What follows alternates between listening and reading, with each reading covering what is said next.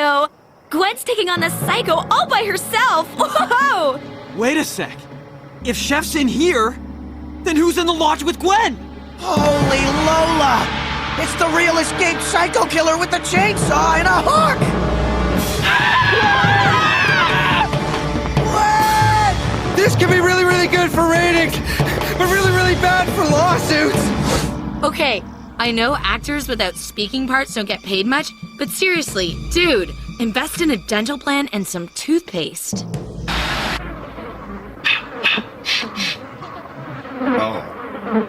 Hey, you want a sandwich before you impale me with your big scary hook? Okay. Look, you can drop the charade, okay? I know you're an actor with a hook prop, and frankly, you're not that scary. Ew, gross. How did they get it to go all scabby like that? He's the real escaped psycho killer with a chainsaw and a hook! What?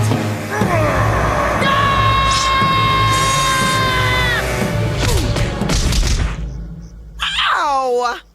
Oh, that was totally uncalled for. Man, I am so out of here.